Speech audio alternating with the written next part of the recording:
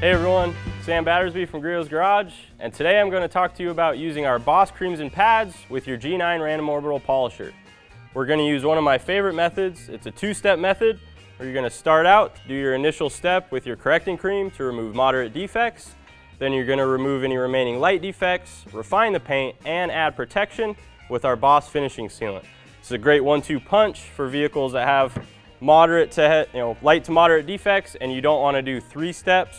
You want to keep it down to 2. So we'll come in with our orange foam correcting pad. This is one of our Boss pads. It's a lower profile pad for a little higher performance.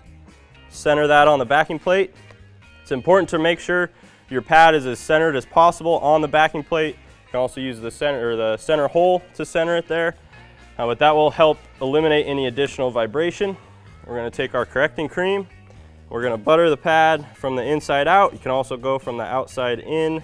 Don't need a ton of product here, just enough to cover the pad face pretty uniformly. I'm going to rub it in with the dome lid, and then we'll get to work.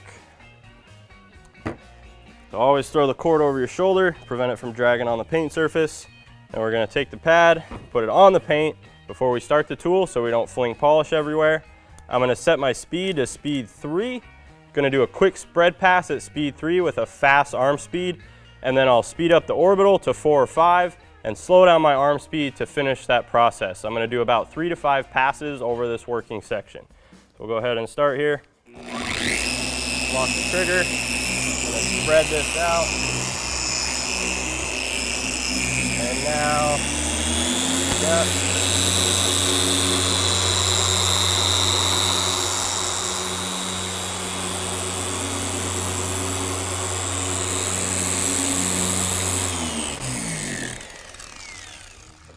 All right, so now that we finished our initial step, we'll go ahead and wipe off. I really like using the plush edgeless towels for this process. They're very delicate, so even on a really soft paint, you don't have to worry about any towel marks while you're doing your perfecting. Nice crisp black finish. We eliminated pretty much all of those defects left behind from the sandpaper there. So now we'll come in with our finishing sealant and our black foam finishing pad. The goal of this step is to refine the paint further, achieve as much gloss, depth, and color out as we can out of this black finish, and add a little bit of protection.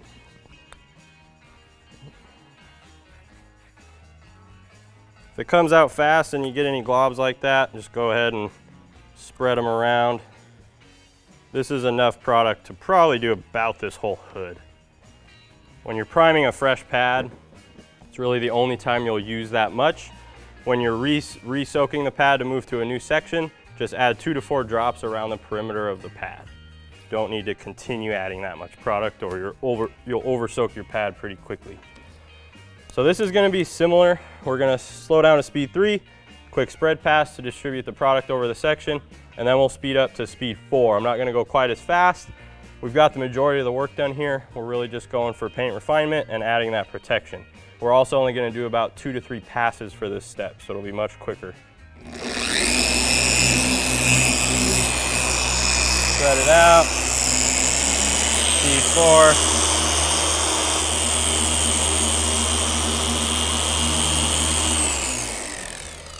4. And there you have it. Normally, you will let this residue haze up about 20 to 30 minutes in most conditions before you wipe it off the surface. For demonstration's sake, we'll go ahead and wipe it off now. Flip to a clean side of your towel and go ahead and buff that off the panel. So now we have a perfected and protected paint surface, and we're essentially done with the job. Finishing sealant is a great product to finish off with, especially to save the need for that extra protection step. These are only 2 of the Boss creams. We also have our fast correcting cream and perfecting cream, as well as 2 more foam pads and 2 microfiber pads in the Boss system, which is going to give you a lot of versatility for every paint scenario you're going to come in contact with. So just like when you rebuild a motor, you're not just going to do that with a crescent wrench. Detailing a car, especially multiple cars, requires a lot more than just one tool.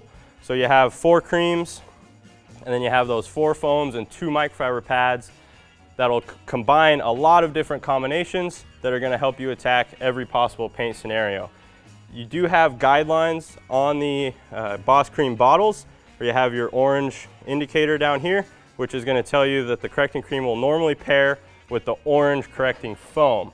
However, that is a guideline, not a rule. You can adapt different pads to the different creams.